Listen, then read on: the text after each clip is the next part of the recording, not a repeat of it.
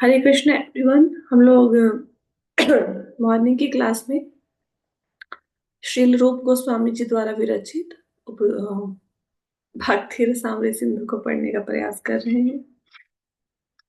इसमें हम लोगों ने प्रस्तावना को पढ़ना शुरू किया था और प्रस्तावना में हम लोग पहुंचे थे। आ, हाँ, यहाँ पे।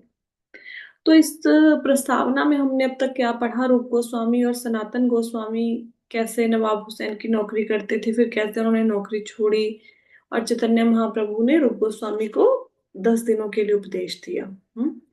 दशाश्वमेध घाट पर, इलाहाबाद, भारत में। ये आपको भक्ति शास्त्री की पेपर में ये आएगा, आपको क्वेश्चन आएगा। आगे चलते हैं। आगे कहते हैं, बाद में श्री रूप गोस्वामी प्रभुपाद ने प्रकट शास्त्रों के गहन ज्ञान और विभिन्न वैदिक साहित्यों से प्रामाणिक संदर्भों के साथ भगवान की शिक्षाओं पर विस्तृत चर्चा की। श्रील श्रीनिवासाचार्य ने 6 गोस्वामियों को अपनी प्रार्थना में बताया कि वे सभी न केवल संस्कृत में बाकी बल्कि फारसी और अरबी जैसी विदेशी भाषाओं में भी बहुत विद्वान थे। उन्होंने वैदिक ज्ञान के अधिकृत सिद्धांतों पर चैतन्य महाप्रभु के पंथ की स्थापना करने के लिए सभी वैदिक शास्त्रों का बहुत बारीकी से अध्ययन किया। वर्तमान कृष्ण चेतना आंदोलन भी श्रील रूप गोस्वामी प्रभुपाद के अधिकार पर आधारित है, इसलिए हम आमतौर पर रूपानुकह या श्रील रूप गोस्वामी प्रभुपाद के चिन्हों के अनुयायी कहलाते हैं। हमारे मार्गदर्शन के लिए श्रील रूप गोस्वामी ने अपनी पुस्तक भक्ति रसामृत सिंधु तैयार की है, जो भक्ति के अमृत के रूप में प्रस्तुत है। कृष्ण चेतना आंदोलन में लगे लोग इस महान सिद्ध का लाभ उठा सकते हैं और कृष्ण चेतना में बहुत दृढ़ता से स्थिर हो सकते हैं। यहाँ पे ये बताया गया है कि जो रूप गोस्वामी और सनातन गोस्वामी थे, इनको सिर्फ ऐसा नहीं कि उनको संस्कृत में बहुत नॉलेज थी, उनको संस्कृत अच्छे से आती थी, उनको अरबी फारसी जैसी भाषाएं जो उस समय हिंदुस्तान में भी मुस्लिम लोग बोलते थे, क्योंकि मुस्लिम लोग हिंदुस्तान से तो थे नहीं, वो तो बाहर से आए थे। तो वो जो भाषा बोलते थे अरबी फारसी, उनका भी ज्ञान था रूप गोस्वामी और सनातन गोस्वामी को। उन दिनों जो जिनको ये भाषाएं आती थी उनको सरकारी नौकरियां मिल जाती थी नवाबों के यहाँ पे, तो वो भी जॉब कर रहे थे। तो जब उन्होंने चैतन्य महाप्रभु के वो अनुयायी बने, तो उन्होंने जितने भी वैदिक शास्त्र हैं उनका बहुत बारीकी से स्टडी करनी शुरू कर दी, उनकी एनालिटिकल स्टडी करनी शुरू कर दी वैदिक शास्त्रों की। और ये जो हमारा कृष्णा कॉन्शियसनेस का आंदोलन है, ये किसकी देख रेख के अंदर चलाया जाता है? रूप गोस्वामी जी की देख रेख के अंदर। तो हम अब सोचेंगे रूप गोस्वामी तो है नहीं, फिर उनके अंडर कैसे ये चल रहा है अभी तक?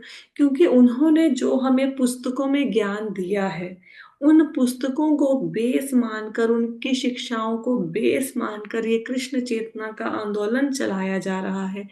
तो जो भी व्यक्ति भक्ति के मार्ग में प्रोग्रेस करना चाहता है, वो ये जो बुक्स हैं इनसे बेनिफिट ले सकता है और बहुत अच्छे से कृष्णा की भक्ति में आप दृढ़ हो सकते हैं अगर आप इन पुस्तकों को पढ़ोगे। आगे चलते हैं। भक्ति का अर्थ है भक्तिपूर्ण सेवा। प्रत्येक सेवा में कुछ आकर्षक विशेषता होती है जो सेवक को उत्तरोत्तर आगे बढ़ाती है। इस संसार में हम में से प्रत्येक व्यक्ति निरंतर किसी न किसी प्रकार की सेवा में लगा रहता है और ऐसी सेवा के लिए प्रेरणा उससे प्राप्त होने वाला आनंद है। अपनी पत्नी और बच्चों के प्रति स्नेह से प्रेरित होकर एक गृहस्थ व्यक्ति दिन रात काम करता है। एक परोपकारी व्यक्ति बड़े परिवार के लिए उसी तरह काम करता है और राष्ट्रवादी अपने देश और देशवासियों के लिए। वह शक्ति जो परोपकारी गृहस्थ राष्ट्रवाद को प्रेरित करती है, उसे रस और एक प्रकार का मधुर संबंध कहते हैं, जिसका स्वाद बहुत मीठा है। अब इस पूरे पैराग्राफ में क्या बताया है? इस पुस्तक का नाम है भक्ति रसामृत सिंधु। तो इस बुक में 3 शब्द हैं, 3 शब्दों से जुड़कर इस पुस्तक का नाम बना भक्ति रस अमृत और सिंधु। तो सबसे पहले भक्ति को परिभाषित कर रहे हैं यहाँ पे। भक्ति का कहते क्या अर्थ है? भक्ति का अर्थ ये है कि भगवान की सेवा। अब हर व्यक्ति किसी ना किसी की सेवा करता है। तो वो सेवा क्यों करता है? सेवा इसलिए करता है क्योंकि उसको उस सेवा में से एक आनंद मिलता है। आइडली देखा जाए तो एक कोई जो भी अकेला जेंट्स है या लेडीज है, अगर उनकी शादी ना हुई हो और उनको अपने खर्चे चलाने हो, तो मतलब मेरे ख्याल से 8-10 हजार में हर व्यक्ति गुजारा कर सकता है, बड़े मजे से खा पी रह सकता है। जब शादी होती है तो खर्चे कितने बढ़ जाते हैं, है ना? तो हमें ये पता है कि शादी होगी, हमारे ऊपर रिस्पॉन्सिबिलिटीज बढ़ेंगी, लेकिन फिर भी सब लोग शादी तो कराते हैं ना। और अपने बच्चों के लिए, अपनी स्त्री के लिए धन भी बहुत अधिक इकट्ठा करते हैं। उसके लिए क्या करते हैं? उसके लिए फिर पूरा दिन काम भी करते हैं। अब ऐसा क्यों करते हैं? इतनी मेहनत क्यों करते हैं? ये मेहनत इसलिए करते हैं क्योंकि उस उनको इस मेहनत में से एक रस मिलता है। अब जो समाज सेवक हैं, जगह जगह पे जाके वो समाज सेवा करते हैं। कहीं पे गंदगी है, सफाई कर दी, कहीं पे ब्लड डोनेशन कैंप लगा दिया, कहीं पे कोई दान इकट्ठा कर लिया। तो ये सब कुछ लोग क्यों कर रहे हैं? क्योंकि इसमें उनको एक आनंद मिलता है, एक रस मिलता है। ये जो रस है इसका बड़ा मतलब स्वाद मीठा, मतलब ये रस में बड़ा मजा आता है। अगर कभी आप सैनिक से पूछें कि भाई तुम बॉर्डर पे हो, वहां पे दुश्मन की गोली लग सकती है, तुम मर सकते हो, तुम्हारी फैमिली का पीछे से क्या होगा, लेकिन उसको उस देशभक्ति में एक रस मिल रहा है, इसलिए वो वहां पे बॉर्डर में खड़ा है। हाँ। अब आगे बताते हैं। ये मेरे ख्याल से फर्स्ट पैराग्राफ तो समझ आ गया होएगा, है ना? तो इसी प्रकार इस रस से प्रेरित होके, इस रस के स्वाद को चखने के लिए एक समाज सेवी समाज की सेवा करता है। एक पति अपनी पत्नी की और बच्चों की सेवा करता है। पत्नी गर्मी में जून जुलाई के महीने में भी खड़ी होके किचन में खाना बनाती है। क्यों? क्योंकि उसको एक रस मिलता है बच्चों को खाना खिला के। यह है भौतिक रस। यहाँ तक भौतिक रस की बात हुई। भक्ति रस संसारिक कार्यकर्ताओं द्वारा सामान्य रस से भिन्न मधुर है। संसारिक कार्यकर्ता एक विशेष प्रकार के रस का आनंद लेने के लिए दिन रात बहुत कठिन परिश्रम करते हैं, जिसे इंद्रिय तृप्ति के रूप में जाना जाता है। संसारिक रस का स्वाद लंबे समय तक नहीं टिकता, इसलिए संसारिक कार्यकर्ता हमेशा अपने भोग की स्थिति को बदलने के लिए प्रवृत्त होते हैं। अब यहाँ पे क्या बताया गया कि भक्ति का मतलब तो आपको समझ आ गया। भक्ति का अर्थ है सेवा, ठीक है? और भक्ति रसामृत, रस का अर्थ क्या है? रस का अर्थ है जो हम किसी की सेवा से एक आनंद का अनुभव कर रहे हैं।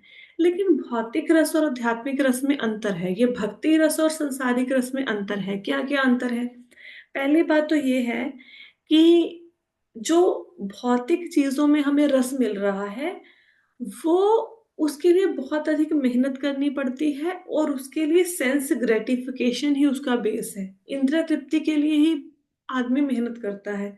आइडली देखा जाए, अभी भी हमारे पास जीवन में जितने साधन हैं वो हमारे लिए पर्याप्त है, लेकिन हमारी इच्छा है और मिले और मिले, और बड़ी गाड़ी, और ज्यादा बैंक बैलेंस, और अच्छे से मैं धन कमा लूं। तो क्योंकि हम और के पीछे भागते रहते हैं, तो उसके लिए फिर हमें कठिन परिश्रम भी करना पड़ता है। बिना मेहनत किए तो कुछ नहीं मिलेगा। लेकिन प्रॉब्लम ये है, इतना कुछ करने के बाद भी, इतना परिश्रम करने के बाद भी, जो चीजें हमने इकट्ठी करी वो ज्यादा देर तक हमें रस नहीं देती। सपोज किसी ने बहुत मेहनत करके अपने दोस्तों को दिखाने के लिए, रिश्तेदारों को दिखाने के लिए मर्सिडीज खरीद ली, तो पहले दिन मर्सिडीज आएगी, अच्छी लगेगी, उसकी बहुत अच्छे से आप सफाई करोगे, मतलब उसमें कोई गंदगी नहीं होनी चाहिए, गाड़ी को धुलवाने लेके जाओगे, फिर उसके साथ फोटो खिंचवा खिंचवा के फेसबुक पे डालोगे। और धीरे धीरे जब 1-2 महीने बीत जाते हैं, अब मर्सिडीज का कोई आपको खुशी नहीं देती। जो पहले दिन मर्सिडीज ने खुशी दी थी, वो 2 महीनों बाद समाप्त हो जाती है।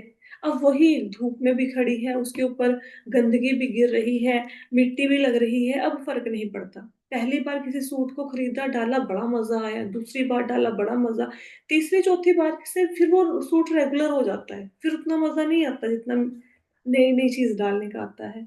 तो जो ये संसारिक भोग है, इनकी ये विशेषता है कि इनसे मिलने वाला आनंद क्षणिक होता है। बहुत जल्दी हम उनसे अक जाते हैं, उब जाते हैं, बोर हो जाते हैं। इसलिए फिर हम क्या करते हैं? फिर हम किसी नई चीज में रस ढूंढने की कोशिश करते हैं। ये पुराना रस तो खत्म हो गया, अब कोई और नया रस चाहिए, फिर नई चीज की तरफ भागते हैं। ये भी क्वेश्चन आ सकता है कि संसारिक रस और भौतिक रस में क्या अंतर है, तो क्या सॉरी, संसारिक रस और आध्यात्मिक रस में या भक्ति से प्राप्त होने वाले रस में क्या अंतर है, तो क्या लिखोगे? जो संसारिक रस है वो टेम्परेरी है, जो आध्यात्मिक रस है वो परमानेंट है ना। और संसारिक रस में क्या होता है, इंद्रिय तृप्ति होती है, सेंस ग्रेटिफिकेशन। आध्यात्मिक रस में इंद्रिय तृप्ति नहीं होती, वहां पे भगवान की इंद्रियों को संतुष्ट करने की कोशिश की जाती है, ये लिख सकते हो। एक व्यापारी पूरे सप्ताह काम करके संतुष्ट नहीं होता, इसलिए सप्ताहांत के बदलाव की चाहत में वह ऐसी जगह पे जाता है जहां वह अपनी व्यवसायिक गतिविधियों को भूलने की कोशिश करता है। फिर सप्ताहांत को भूलने की स्थिति में बिताने के बाद वह फिर से अपनी स्थिति बदल लेता है और अपनी व्यवसायिक वास्तविक व्यवसायिक गतिविधियों को फिर से शुरू फिर से शुरू कर देता है। मतलब यहाँ पे क्या बताया गया है, जैसे फॉरेन में लोग पता क्या कहते हैं, वर्क हार्ड पार्टी हार्डर। मतलब 5 दिन बहुत लग लग के मेहनत करो गधों के जैसे, और फिर 2 दिन खूब पार्टी करो। तो ये जो बिजनेसमैन लोग हैं, संसारी लोग हैं, ऐसा नहीं कि बिजनेसमैन को बोल रही हूँ, सब लोग ये क्या करते हैं, सैलरीड पर्सन भी हैं, या हम लोग अपनी हाउसवाइफ की भी एग्जांपल ले लें। पूरे 6 दिन गधों के जैसे काम किया, फिर क्या सोचते हैं अब संडे है, संडे को रेस्ट करेंगे, आज लेट उठेंगे, है ना। फॉरेन में क्या सोचेंगे कि 5 दिन काम कर लिया, फिर वो लास्ट 2 डेज क्या करते हैं, क्लबों में जाते हैं, वहां पे ड्रिंक करते हैं। अब 5 दिन तो काम किया गधे जैसे, शनिवार को पार्टी कर ली। अब पार्टी करके क्या किया, जो 5 दिन में वो ज्यादा जोड़ने में विश्वास नहीं रखते, वो तो हम इंडियंस हैं जो वहां पे जाके जोड़ते रहते हैं पैसे अपने फ्यूचर के लिए, वो लोग नहीं जोड़ते। 5 दिन मेहनत करेंगे, 6वें दिन उड़ा देंगे। तो फिर वो क्या करते हैं, पार्टी करेंगे। अब पार्टी करेंगे, पार्टी कैसी होती है, पार्टी में ड्रिंक होती है उनकी, है ना, अल्कोहल का सेवन होता है, मांस इत्यादि खाया जाता है। जब बहुत ज्यादा ड्रिंक कर ली पार्टी में, अल्कोहल ले ली, शराब ले ली, उसके बाद क्या होता है, उसके बाद नशे में धुत होके वहां पे पड़ जाते हैं। और कितने ही छोटी छोटी एज के बच्चे हैं, 14-15 साल के, जो ऐसे ही उनको अपने कपड़ों तक की सुध नहीं होती कि हमने कपड़े पहने या नहीं पहने, ऐसे वहां पे लेटे हुए हैं, क्योंकि अब ड्रिंक किया बहुत ज्यादा शनिवार की रात को। अब क्या होता है, संडे को उनका सिर दर्द करता है। अब फिर नींबू घोल के पी के वो नशा उतारो, कुछ ना कुछ करो, फिर ऐसी बातें शुरू हो जाती हैं। तो ये मतलब ये लाइफ कोई बहुत अच्छी नहीं है। नाचे गाए, नशे में धुत के सो गए, फिर अगले दिन सिर दर्द हो रहा है, फिर पूरा दिन, वो अगला संडे का दिन खराब ही है क्योंकि पिछले दिन का हैंगओवर नहीं उतरा। लेकिन भक्ति में क्या होता है, भक्ति में ये होता है कि जो एक बार भक्ति का नशा चढ़ गया, पहले तो आपको उससे शारीरिक कोई कष्ट नहीं होएगा, चक्कर नहीं आएंगे, सिर दर्द नहीं होगा, आप एग्जॉस्ट नहीं होंगे। और ये जो संसारिक रस है अलग अलग चीजों में, मांस मदिरा इत्यादि में, ये कितना रस है, ये तो क्षण भर का रस है, फिर उतर जाता है। भक्ति का रस कभी उतरता नहीं है, एक बार चढ़ गया फिर चढ़ गया। हाँ, तो इस प्रकार ये यही बताया गया है कि जो सब भौतिक लोग हैं वो पूरा हफ्ता काम करते हैं और सप्ताहांत मतलब वीकेंड पे जाके एंजॉय करते हैं ताकि उनको थोड़ी सी रिलैक्सेशन मिल जाए, और फिर मंडे को फिर से गधे के जैसे उस काम में जुट जाते हैं। ऐसे ही चल रहा है। मतलब एक भोग को स्वीकार किया, जैसे शनिवार को भोग को स्वीकार किया, पार्टी को स्वीकार किया, मंडे को उसका त्याग कर दिया, फिर शनिवार को स्वीकार करेंगे, पार्टियां करेंगे, फिर मंडे को त्याग कर देंगे। तो ऐसे आगे पीछे बदलते रहते हैं, कभी भोग को स्वीकार करते हैं, कभी त्याग देते हैं। क्यों? क्योंकि उनको उसमें मतलब ऐसा लगता है कि आनंद मिल रहा था, अब आनंद मिलना खत्म हो गया, अब कुछ और करते हैं।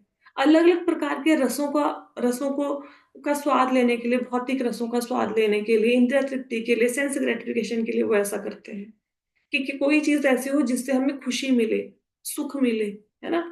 अब फीमेल्स हैं, जाती हैं शॉपिंग मॉल में, शॉपिंग करती हैं, इससे क्या मिलता है, इससे उनका डोपामाइन रिलीज होता है। हमारे ब्रेन में ना एक लिक्विड होता है, जब हमें खुशी मिलती है वो डोपामाइन रिलीज होता है। तो उनका डोपामाइन रिलीज हो रहा है शॉपिंग करके। अब देखो, शॉपिंग करके बड़ी खुश हो जाएंगे, 4 लिफाफे जब हाथ में होंगे, उनको उससे खुशी मिल रही है ना। अब मेल्स को खुशी मिलती है मैच देख के, तो मैच देख के उनको अलग प्रकार का रस मिल रहा है ना। तो कहते हैं आगे पीछे बदलने की स्थिति को भोग त्याग के रूप में जाना जाता है, जिसका अर्थ है इंद्रिया भोग और त्याग करने की स्थिति।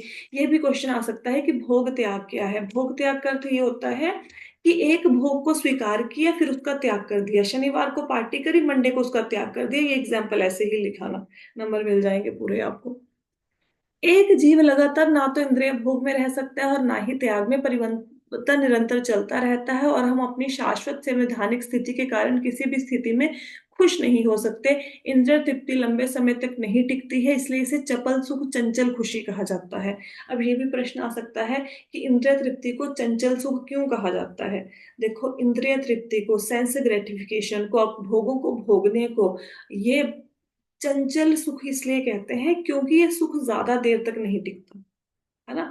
अगर आपको बोला जाए कि रोज जाओ पार्टी करो, रोज दारू पियो, रोज डांस करो, रोज आके मंजे में पड़ जाओ, रोज ऐसा करो, तो क्या कर सकते हो? अक जाओगे, पार्टियों से भी अक जाओगे, ये ड्रिंक से भी अक जाओगे। ये सब कुछ एक टाइम पे आके इन चीजों में मजा आना बंद हो जाएगा। जैसे अगर हमें बोला जाए रोज जाओ मार्केट, रोज शॉपिंग करके आओ, रोज जाओ, 10-15 दिनों के बाद उसमें भी मजा आना बंद हो जाएगा। हाँ, तो इसलिए इंद्रिय तृप्ति को चंचल सुख कहते हैं क्योंकि ये ज्यादा लंबे समय तक टिकता नहीं है। उदाहरण के लिए, एक साधारण परिवार का व्यक्ति जो दिन रात कड़ी मेहनत करता है और परिवार के सदस्यों को सुख सुविधाएं देने में सफल होता है, वह एक प्रकार का सुख भोगता है, लेकिन जीवन समाप्त होते ही भौतिक सुखों की सारी उन्नति उसके शरीर के साथ समाप्त हो जाती है। इसलिए नास्तिक वर्ग के लोग मृत्यु को ईश्वर का प्रतिनिधि मानते हैं। भक्ति सेवा के द्वारा भक्त भक्ति सेवा द्वारा ईश्वर की उपस्थिति का एहसास करता है, जबकि नास्तिक मृत्यु के रूप में ईश्वर की उपस्थिति का एहसास करता है। मृत्यु के साथ ही सब कुछ समाप्त हो जाता है और व्यक्ति को नई स्थिति में जीवन का नया अध्याय शुरू करना पड़ता है, जो शायद पिछले वाले से बेहतर या निम्न हो। गतिविधि के किसी भी क्षेत्र में, राजनीतिक, सामाजिक, राष्ट्रीय, अंतर्राष्ट्रीय, हमारे कर्मों का परिणाम जीवन के अंत के साथ ही समाप्त हो जाएगा, यह निश्चित है। अब क्या बताया गया है कि हो सकता है आप दिन रात मेहनत करो ताकि परिवार को अच्छी एक लाइफ दे सको, एक अच्छा बिजनेस एम्पायर खड़ा कर लो, एक अच्छा बैंक बैलेंस खड़ा कर लो, एक बच्चों को एक अच्छी परवरिश दे दो, बहुत अधिक धन कमा लो, बहुत अधिक एजुकेशन या ज्ञान इकट्ठा कर लो। प्रॉब्लम क्या है, जैसे ही मृत्यु हुई ये सब कुछ खत्म हो जाएगा, सब कुछ। फिर एक नया जन्म लेना पड़ेगा और फिर वहीं आपको स्क्रैच से, फिर बिल्कुल वही स्टार्टिंग पॉइंट, जीरो से स्टार्ट करना पड़ेगा। और हो सकता है अगला जन्म अच्छा हो सकता है ना अच्छा हो, वी डोंट नो। और जो व्यक्ति पूरी जिंदगी ऐसे धन कमाने के पीछे या और इंद्र तृप्ति के पीछे गधों के जैसे लगे हुए हैं, उनका क्या होता है, अंत में काल उनको दबोच लेता है, मतलब मृत्यु के रूप में भगवान उनके सामने आके खड़े हो जाते हैं। तो नास्तिक लोगों को भगवान कैसे दिखते हैं? मृत्यु के रूप में दिखते हैं। हम्म? चाहे हम किसी भी क्षेत्र में चले चले जाएं, राजनीति में, चाहे हम नेता बन जाएं, चाहे हम अभिनेता बन जाएं, चाहे हम समाज में अच्छा मान सम्मान हो, प्रधान बन जाएं, कुछ भी बन जाएं, लेकिन जैसे ही मृत्यु होगी ये सारी पदवियां समाप्त हो जाएंगी। हम्म? तो ये बताया गया यहाँ पे, जितने भी संसारिक सुख हैं उनका जो नाश है वो होना ही होना है। ये तो भौतिक रस की, हम क्या पढ़ रहे हैं इस पैराग्राफ में, भक्ति रस अमृत सिंधु का क्या अर्थ है। भक्ति का अर्थ है सेवा, रस में आपको बता दिया रस किसको कहते हैं, भौतिक सुखों से प्राप्त रसों में क्या नुकसान है वो भी बता दिया, ठीक है। अब भक्ति के रस में क्या फायदे हैं वो इस पैराग्राफ में हम पढ़ेंगे। अब पिछले पैराग्राफ में ये मत सोचना कि, अब जैसे मैंने अभी बोला कि जो लोग भक्ति नहीं करते हैं भगवान उनको काल के रूप में दबोच लेते हैं, तो क्या जो भक्ति करते हैं उनकी मृत्यु नहीं होएगी? मृत्यु तो उनकी भी होएगी, लेकिन यहाँ पे मृत्यु मतलब भगवान उनकी रक्षा करते हैं। उसका अर्थ ये है मृत्यु से कि जो भौतिकवादी व्यक्ति है उसकी मृत्यु होगी और मरने के बाद वो क्या करेगा, वो किसी ना किसी रूप में जन्म लेगा, ठीक है। चाहे वो मनुष्य के रूप में, देवता के रूप में, पेड़ पौधा बन जाएगा, कुछ भी, जीव जानवर जंतु कुछ भी बन सकता है। लेकिन जो भक्त भगवान की भक्ति करेगा वो सीधे भगवान के धाम में जाएगा, फिर उसका जन्म मरण नहीं होगा। इसको कहते हैं कि भगवान मृत्यु से रक्षा करते हैं ना। ऐसा मतलब नहीं लेना, कि पर डाउट आता है ना कि चलो ठीक है, जो भक्ति करते हैं फिर उनकी भी तो मृत्यु होती है ना, तो भगवान कैसे रक्षा कर रहे हैं उनकी। आगे चलते हैं। ये इतनी अच्छी पुस्तक है, देखो अगर तो आप इसको पढ़ोगे कि मैंने एक पेपर देना है, फटाफट पढ़ लिया, फिर तो कोई इसका बहुत अधिक लाभ नहीं होगा, थोड़ा लाभ होगा। लेकिन अगर एक एक शब्द को समझ के उसके अंदर डीप मीनिंग ग्रहण करके उसमें डूब के इस पुस्तक को पढ़ोगे तो भक्ति में बहुत प्रगति होगी। हालांकि भक्ति रस भगवान की दिव्य प्रेममयी सेवा के आनंदित होने वाला मधुर रस जीवन के अंत के साथ समाप्त नहीं होता, यह निरंतर जारी रहता है। इसलिए इसे अमृत कहा जाता है, जो मरता नहीं है बल्कि हमेशा विद्यमान रहता है। सभी वैदिक साहित्य में इसकी पुष्टि की गई है। भगवत गीता कहती है कि भक्ति रस में थोड़ी सी प्रगति भक्त को सबसे बड़े खतरे से बचा सकती है, मानव जीवन के अवसर को खोने का। यहाँ पे क्या बताया गया है कि जैसे भौतिक सुखों से प्राप्त होने वाला रस टेम्परेरी है, जो भक्ति से रस मिलता है वो टेम्परेरी नहीं है, वो परमानेंट है। चाहे भले ही हमारी मृत्यु हो जाए, लेकिन ये अमृत का जो रस है ये कभी खत्म नहीं होगा। इसको कैसे समझेंगे? भरत महाराज थे, उन्होंने भगवान की भक्ति करी, अगले जन्म में हिरण बन गए। हालांकि उन्होंने हिरण का ध्यान किया था, मरने के समय में हिरण बन गए। भक्ति करने का बेनिफिट क्या हुआ कि उनको पिछला जन्म याद था, अदरवाइज तो सब लोग पिछला जन्म भूल जाते हैं। और बेनिफिट ये हुआ कि जब तीसरा जन्म हुआ उनका, वो एक ब्राह्मण के घर में हुआ। हाँ, उसमें उनको दोनों जन्म याद थे, और भगवान की भक्ति करके वो भगवान के धाम में चले गए, है ना। तो भले ही हो सकता है इस जन्म में धाम में ना भी जा पाए, लेकिन जितना हमने शास्त्रों को पढ़ा, जितना श्लोकों को सीखा, जितना हमने आध्यात्मिक प्रगति करी, ये ऐसे ही अगले जन्म में हमारे साथ चली जाएगी। ये ऐसा बैंक बैलेंस नहीं है कि आज मेरे बैंक में 50 लाख रुपया है, मेरी मृत्यु हो गई तो वो सब मेरे साथ नहीं जाएगा। भक्ति का जो बैलेंस है वो अगले जन्म में भी साथ जाएगा, मरेगा नहीं। हाँ। तो सारे कहते हैं, वैदिक साहित्य, जितने भी वैदिक साहित्य हैं, भागवतम है, भगवत गीता है, वो इस तथ्य की पुष्टि करते हैं। भगवत गीता में लिखा हुआ है कि जो थोड़ी सी भी भक्ति कर ले उसको भगवान बड़े खतरे से बचा लेते हैं। बड़ा खतरा क्या है कि मेरे को मनुष्य का जीवन मिला है, इसको मैं बर्बाद ना कर दूं, कहीं अगले जन्म में मैं कुत्ता बिल्ली ना बन जाऊं, ये सबसे बड़ा खतरा है। अगर किसी ने थोड़ी सी भी भक्ति करी है, जैसे आपको लगता होगा कि भगवत गीता की क्लास को सुनने का क्या बेनिफिट है 30 मिनट, अरे भी अगले जन्म में कम से कम मनुष्य जो नहीं मिलेगी, किसी अच्छे घर में मिलेगी। अगर भक्ति करोगे कम से कम कुत्ता बिल्ली नहीं बनेंगे, ये सबसे बड़ा बेनिफिट है भक्ति करने का। जो संसार के लोग कहते हैं हम भी तो भक्ति करते हैं, ऐसे आपके जैसे तो नहीं करते, सारा दिन झोले में हाथ डाल के हरे कृष्णा करते रहते हो, तो उनको अगले जन्म का पता नहीं है, उन्होंने शास्त्रों को पढ़ा नहीं है, इसलिए वो ऐसी बातें करते हैं। और उनको फर्क भी नहीं पड़ता कि वो अगले जन्म में क्या बन रहे हैं उससे, क्योंकि वो दिखाई नहीं दे रहा। अब ना हमारे सामने बूढ़े व्यक्ति हैं कितने सारे, हम ये भी देखते हैं उनके घुटनों में दर्द हो रहा है, हम देख रहे हैं उनसे चला नहीं जाता, लेकिन हम लोग ये सोचते हैं मैं तो बुढ़ा नहीं होऊंगा, मेरे साथ तो ऐसा कभी नहीं होगा, ये तो इन लोगों के साथ हो गया, मैं तो बड़ा मतलब एक्टिव हूँ, सारा दिन काम करता हूँ, मेरा शरीर तो ऐसा ही रहेगा। ऐसा नहीं होने वाला। हमें ऐसा ऐसा नहीं कि जो चीजें दिखाई नहीं दे रही हम उनके लिए प्रयास भी ना करें। अगर कोई व्यक्ति अपनी रिटायरमेंट का प्लान कर रहा है या अपना लाइफ इंश्योरेंस करवा रहा है, तो क्या उसने अपनी मृत्यु को देख लिया है? देखा नहीं है, लेकिन फिर भी वो प्लानिंग तो कर रहा है, तैयारी तो कर रहा है ना। कोई व्यक्ति बोले कोई बात नहीं, परिवार रुलता है रुल जाए, मैंने क्या कराना है लाइफ इंश्योरेंस। तो अगर उसकी खुदा ना खास्ता मृत्यु होगी तो परिवार के तो रोटी पानी के लाले पड़ जाएंगे ना, तो प्लानिंग तो हर व्यक्ति करता है। अब जैसे बारिश होती है, अब हमें पता है रेनी सीजन है, बारिश होगी, है ना, ये तो होना ही होना है। तो इसका मतलब क्या है कि हम छाता भी ना खरीदे? अगर बारिश होनी है, हम बारिश को नहीं रोक सकते, छाता तो खरीद सकते हैं, बारिश को बचा तो सकते, बारिश से खुद को बचा तो सकते हैं। तो हमारे दादा चले गए, परदादा चले गए, माता पिता भी कईयों के चले गए, हमारे सामने मृत्यु लोगों को प्राप्त हो रही है, छोटी छोटी उम्र में प्राप्त हो रही है। ये नहीं कोई व्यक्ति 80 साल का होके मरेगा, अरे 5 10 15 20 साल कोई मृत्यु मतलब काल किसी को नहीं देख रहा, किसी को भी लेके जाए जा रहा है। उम्र का तो कोई बंधन ही नहीं रहा मृत्यु में। माँ बाप बैठे हैं, बेटे की डेथ हो गई, सास ससुर बैठे हैं, बेटे की डेथ हो गई, मतलब फीमेल बैठी है, मेल की डेथ होगी, मेल बैठा है, फीमेल की डेथ होगी। कोई उम्र का थोड़ा ना कि मेरी इतनी उम्र हो जाएगी 60 70 साल की तब मेरे को मृत्यु होगी। तो मृत्यु तो प्राप्त हो रही है लोगों को बिना उनकी एक पर्टिकुलर एज को अचीव किए। तो अगले अगर हमारे सामने इतने लोग मर रहे हैं, तो उनसे पूछो जो ऐसा प्रश्न करते हैं कि हम भी तो तुम्हारे जैसे भक्ति करते हैं, ऐसे हम लोग तो पूरा दिन भक्ति नहीं कर सकते, उनसे पूछो कि अच्छा आपको पता है मरने के बाद आपका क्या होगा? आप मुझे बताओ आपका मरने के बाद क्या होगा? किसी को पता ही नहीं है। तो अगर हमारे ग्रंथों में लिखी है ये बात कि अगर हम भक्ति नहीं करेंगे हम निम्न योनियों में गिरेंगे। हमने अमेरिका देखा नहीं, लेकिन किसी यात्री ने तो अमेरिका देखा, वहां पे आके पुस्तक लिखी। तो किसी ने तो भगवान के धाम को देखा, ब्रह्म हमने नहीं देखा, ब्रह्मा जी ने तो देखा। हमने नहीं देखा कि भरत महाराज हिरण बने क्या बने, लेकिन लिखा जिसने वेद व्यास ने, उन्होंने तो देखा, उनको तो दिव्य दृष्टि मिली हुई थी। तो पूछो, आपको पता है आप अगले जन्म में क्या बनोगे? आपका अगला जन्म कैसा होगा? क्या आपको लगता है मृत्यु के बाद आप खत्म हो जाओगे, बस शून्य हो जाओगे?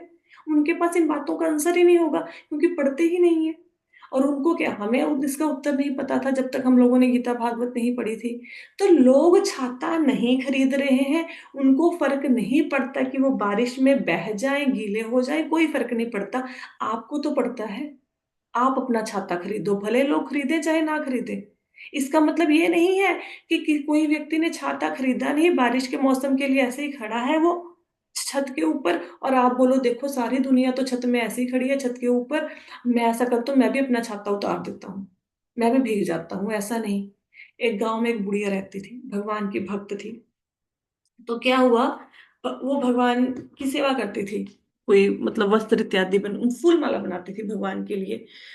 तो भगवान की भक्ति में पूरी तरह से रमी हुई थी। तो भगवान ने दर्शन दिए और कहते कि माता अब ना इतने दिनों के बाद ना बाढ़ आएगी, सारा गांव डूब जाएगा, तुम अपनी तैयारी करके ना निकल जाओ गांव से। तो बुढ़िया ने क्या कि अपना सामान सुमन बांध लिया बेचारी ने। तो लोगों को बताया कि भाई 7 दिन बाद बाढ़ आएगी, सब लोग निकल लो, यहाँ से निकल लो, भगवान ने दर्शन दिए। बुढ़िया की बात को कौन माने, सब कहते पागल हो गई, बुढ़ी गई। तो क्या हुआ, 7 दिन बाद उसने तो अपना, बेचारी ने भगवान की बात मानी, अपना बैलगाड़ी मंगवाई, सामान रखा और चल पड़ी। इतने में क्या हुआ, भगवान ने बोला कि बुढ़ी अम्मा, तुम्हारी सुई सुई रह गई है, जिस सुई से तुम भगवान की माला बनाती थी वो सुई लेके आओ। तो वो बेचारी सुई लेने चली गई, वो सुई भी लेके आ गई, अपनी बैलगाड़ी में रखी, फिर वो गांव से निकल गई। कुछ ही क्षणों में जैसे ही उसने सुई लेके वापस आई, बैलगाड़ी में बैठ के, वो तो गांव से बाहर होगी, गांव डूब गया। हाँ। तो अगर बुढ़िया ने विश्वास ना किया होता भगवान की बात पर, उसकी भी तो मृत्यु हो जाती ना। तो अगर आपके आसपास के लोग नास्तिक हैं, भौतिक कर्मों में लिप्त हैं, उनको अगले जन्म का पता नहीं, ना ही उनको फर्क पड़ता है, तो इसका मतलब नहीं, ये नहीं है कि आप उस भेड़ चाल में शामिल हो जाए। It doesn't mean. आपको ज्ञान हो गया, आप अपना रास्ता खुद चुनो। आपको पता है जब युधिष्ठिर महाराज और ये जो पांचों पांडव थे, ये हिमालय की तरफ जाने लगे, उत्तर दिशा की तरफ, जब भगवान कृष्ण धराधाम से चले गए, तो सारे पांडवों ने भी राजपाट त्याग दिया, परीक्षित महाराज को राजा बनाया, खुद ये निकल गए वन की तरफ, पहाड़ों की तरफ निकल गए। उन्होंने एक बार भी नहीं बोला युधिष्ठिर महाराज ने कि अर्जुन साथ में चलो, भीम नकुल सहदेव मेरे साथ चलो ना। युधिष्ठिर महाराज अकेले निकले, सारे भाई उनके साथ निकले। उन्होंने एक बार भी नहीं बोला कि द्रौपदी तुम चलो, तुमने हमारा पूरी जिंदगी साथ दिया, अब हम जा रहे हैं, तुम हमारे साथ चलो ना, उन्होंने नहीं बोला। किसी ने सुभद्रा को, कुंती महारानी, किसी ने किसी को नहीं बोला। इस रास्ते पर सबको अकेला चलना होता है, कोई साथ नहीं है आपके, कोई नहीं, अकेले चलना पड़ेगा। ठीक है। द्रौपदी ने अपना मार्ग खुद चुना। जब धृतराष्ट्र गए वन में तपस्या करने के लिए, विदुर ने आके उनको समझाया कि पूरी जिंदगी गलत काम किए हैं, अब तो कम से कम भगवान की भक्ति कर लो, जीवन संवार लो। धृतराष्ट्र अंधे थे, बूढ़े थे, बहुत ज्यादा बूढ़े थे धृतराष्ट्र, मतलब चला भी नहीं जाता था, उनका कान सुनना बंद हो गया था, कफ निकलनी शुरू हो गई थी, ये उनका लीवर खराब हो चुका था ये धृतराष्ट्र का। तो बस विदुर जी की बात समझ आई और अकेले चल पड़े। अंधे होने के बावजूद अकेले चल पड़े उत्तर दिशा की तरफ। सारे राजा उत्तर दिशा की तरफ जाते हैं जब राजपाट त्याग देते हैं। उन्होंने नहीं बोला गंधारी मेरे साथ चलो, गंधारी अपनी स्वेच्छा से उनके साथ गई थी वानप्रस्थ में।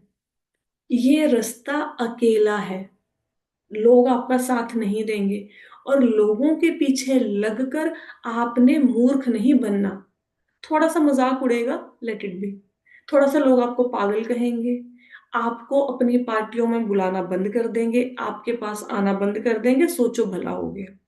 क्योंकि होना कुछ नहीं था वहां पे, चुगली ही होनी थी। मित्र कम रह जाएंगे, पुरानी दोस्तियां खत्म हो जाएंगी, भक्त आपके दोस्त बन जाएंगे, जीवन थोड़ा अच्छा हो जाएगा। ठीक है। इन सब चीजों के लिए तैयार रहो। भक्ति का मार्ग आपको अकेले ही पूरा करना पड़ेगा। कोई साथ में, कोई जबरदस्ती ना, मैं आपको बता सकती हूँ कि भक्ति करनी चाहिए, रोज रोज बता रही हूँ, लेकिन मैं आपके घर में आके आपको अलार्म से जगाऊंगी नहीं, रजाई नहीं उठाऊंगी, चलो उठो भक्ति करो, ना। मैं सिर्फ बता सकती हूँ, चलना आपको पड़ेगा। आगे कहते हैं, कहाँ पे थे हम? भक्ति ये सामाजिक जीवन में, पारिवारिक जीवन में या परोपकार, राष्ट्रवाद, समाजवाद, साम्यवाद आदि के बड़े पारिवारिक जीवन में हमारी भावनाओं से प्राप्त रस इस बात की गारंटी नहीं देता कि व्यक्ति का अगला जीवन मनुष्य रूप में होगा। आप यूट्यूब पे लाखों रील्स देख लो, आप लाखों नॉवल पढ़ लो, लाखों न्यूज़पेपर पढ़ लो, लेकिन इनको पढ़ने के बाद आपको अगला जन्म मनुष्य का मिलेगा, इसकी कोई गारंटी नहीं। लेकिन एक बार गीता खोल के ऑनलाइन पढ़ लो, आपको अगला जन्म मनुष्य का मिलेगा। हम्म। हम वर्तमान जीवन में अपनी वास्तविक गतिविधियों द्वारा अपने अगले जीवन की तैयारी कर रहे हैं। वर्तमान शरीर में उसके कर्म के परिणाम स्वरूप एक जीव को विशेष प्रकार का शरीर प्रदान किया जाता है। इन गतिविधियों को देव या भगवान के अधिकार के रूप में जाने वाले एक उच्च अधिकारी के ध्यान में रखा जाता है। यहाँ पे क्या बताया गया है कि आपका अगला जन्म कैसे होगा, इसकी पूरी तरह से रिस्पॉन्सिबिलिटी आपकी है, पूरी तरह से आपको छूट है। आप प्रति क्षण, हर क्षण जो काम कर रहे हो इस जन्म में, उससे आपके अगले जन्म का निर्धारण हो रहा है कि अगला जन्म आपका कैसा होगा। अगर सपोज करो इस जन्म में आप मांस खा रहे हो, तो आप अगले जन्म में बाघ ही बनोगे। अगर इस जन्म में आप अपनी बॉडी का प्रदर्शन कर रहे हो छोटे कपड़ों को पहन के, तो अगले जन्म में आप पेड़ ही बनोगे। अगर इस जन्म में हम ड्रिंक कर रहे हैं, तो अगले जन्म में अल्कोहल पीने वाला ही कोई व्यक्ति बनेंगे हम लोग। ठीक है। अगर इस जन्म में धन का संचय कर रहे हैं, तो अगले जन्म में सर्प बनेंगे या कंजूस व्यक्ति बन जाएंगे।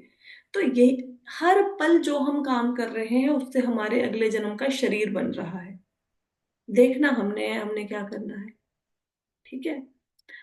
तो इसका लेखा जोखा कौन रखेगा? इसका लेखा जोखा रखेगा एक उच्च अधिकारी। वो उच्च अधिकारी कौन है? जो परमात्मा के रूप में हमारे अंदर बैठे हैं। हमें नहीं पता हमने 100 साल पहले क्या किया, हमने पता 100 जन्म पहले क्या किया, लेकिन वो परमात्मा के पास लेखा जोखा है, कर्मों का पूरा चिट्ठा है। जैसा आपने कर्म किया वैसा अगले जन्म में शरीर मिल जाएगा। भगवत गीता में इस दैव को सभी मूल कारणों का कारण बताया गया है। श्रीमद् भागवतम में कहा गया है कि मनुष्य अपना अगला शरीर देव नेत्रन द्वारा प्राप्त करता है, जिसका अर्थ है सत्ता की देखरेख में। इसका अर्थ क्या है? इसका अर्थ ये है, यहाँ पे ये बताया गया है कि श्रीमद् भगवत गीता में कहा गया है कि जो शरीर है, हम्म, अगला शरीर, वो जैसा हमने कर्म किया, उसका भगवान ने जो लेखा जोखा रखा परम सत्ता ने, उसके अकॉर्डिंग हमारे भाग्य का निर्माण होगा। आप कोई कर्म करते हैं, आपने किसी को 1 बोरी चावल डोनेट कर दिए, तो परमात्मा की डायरी में नोट हो गया। अगले जन्म में आपको धन धान्य की कमी नहीं रहेगी। तो अगला जन्म कैसे मिलेगा? वो जो डायरी में नोट किए जा रहे हैं भगवान परमात्मा के रूप में, उसके अकॉर्डिंग, परम सत्ता की देखरेख के अकॉर्डिंग आपको अगला शरीर मिलेगा। दैव परीक्षण में 84 लाख योनियों में से चुना हुआ शरीर प्रदान करता है। चुनाव का चयन हम पर निर्भर नहीं करता, बल्कि हमें हमारे भाग्य के अनुसार प्रदान किया जाता है। इसका मतलब क्या है? जो हम कर्म करते हैं उसके अकॉर्डिंग हमारा भाग्य बनता है। भाग्य का निर्धारण जो भगवान होते हैं परमात्मा के रूप में वो करते हैं। और 84 लाख योनियों में से हमें कोई भी एक शरीर दे दिया जाता है। हमारी चॉइस नहीं है कि मैं बोलूं अगले जन्म में मुझे तो मनुष्य ही बनना है, मुझे तो शेर बनना है, मुझे तो गाय बनना है। ये जो मैंने कर्म किए, जो मेरा भाग्य लिखा गया, उसके द्वारा ये मतलब मुझे जन्म मिलेगा। मेरा इसमें अपना कोई वो नहीं है, मेरी अपनी चॉइस नहीं है। मेरे हाथ में सिर्फ कर्म है, चुनाव नहीं है अगले शरीर का। हाँ, मैंने कर्म किया, गीता भागवत पढ़ी, तो अगला जन्म डेफिनेटली अच्छा मिलेगा, या हो सकता है जन्म ही ना मिले, भगवान के धाम में चले जाए। यदि हमारा शरीर वर्तमान में कृष्ण भावनामृत की गतिविधियों में लगा हुआ है, तो यह निश्चित है कि हमें अगले जन्म में कम से कम मानव का शरीर प्राप्त होगा। कृष्ण भावनामृत में लगा मनुष्य यदि भक्ति योग का पाठ्यक्रम पूरा करने में असमर्थ भी हो, तो भी मानव समाज की उच्चतर जातियों में जन्म लेता है, ताकि वह कृष्ण भावनामृत में अपने विकास को स्वतः ही आगे बढ़ा सके। इसलिए कृष्ण भावनामृत में सभी प्रमाणिक क्रियाकलाप अमृत या स्थायी हैं। यही भक्ति का अमृत का विषय है। अमृत का अर्थ क्या होता है? अमृत का अर्थ होता है कि जिसने अमृत पी लिया वो अमर हो गया। अमर का मतलब ये नहीं वो मरेगा नहीं। अमर का मतलब ये होता है जैसे देवताओं ने अमृत पिया हुआ है, इसका मतलब ये नहीं कि उसकी मृत्यु नहीं होगी। इसका मतलब ये है कि वहां पे आयु ही इतनी ज्यादा होती है कि हमें ऐसा लगता है कि वो अमर हो गए। जैसे हमारी आयु है 100 साल, किसी मनुष्य की आयु हो करोड़ साल, तो हमें तो अमर ही लगे ना वो। ठीक है। तो वो अमर नहीं है, लेकिन हाँ उनका थोड़ा सा एज ज्यादा है हमसे। तो कहते हैं जो भगवान की भक्ति में लगेगा, गीता भागवत पढ़ेगा, चैंटिंग करेगा, उसको अगला जन्म किसका मिलेगा? मनुष्य का मिलेगा। और कहते हैं अगर इस जन्म में भक्ति पूरी ना भी कर पाया, वही नेहा विक्रम नाश्योस्ति श्लोक के ऊपर बेस्ड है ये तात्पर्य, कि अगर इस जन्म में किसी ने भक्ति शुरू करी, पूरी नहीं कर पाया, तो भी अगले जन्म में वो मनुष्य का शरीर ही लेगा, और जो बाकी उसकी भक्ति रह गई वहीं से स्टार्ट होगी। आपने इस जन्म में सपोज करो 18% भक्ति कर ली, 18%, अब आपकी कितनी भक्ति रह गई? 88%, 82%। तो अगले जन्म में आप 19% से शुरू करोगे भक्ति। ऐसा नहीं कि फिर जीरो से स्टार्ट करोगे। इस जन्म में अगर हमने पीएचडी करी, अगले जन्म में फिर हमें नर्सरी से स्टार्ट करना पड़ेगा, बाकी वो सारा खत्म हो गया ना पिछले जन्म का। भक्ति में ऐसा नहीं होता। इस जन्म में अगर हमने 5% भक्ति कर ली, अगले जन्म में 6% से शुरू करेंगे। भक्ति कभी खत्म नहीं होती। इसलिए कहते हैं इसको अमृत, भक्ति रस अमृत, भक्ति के अमृत में मिलने वाला रस, ये है भक्ति अमृत, भक्ति रसामृत। ठीक है। आज तो इतना ही हो पाएगा, समय होने वाला है। समझ आया सबको? जी माता जी। ठीक है, आज की कथा को यहीं पे विश्राम देते हैं, बाकी कल की कथा में करेंगे। हरे कृष्ण।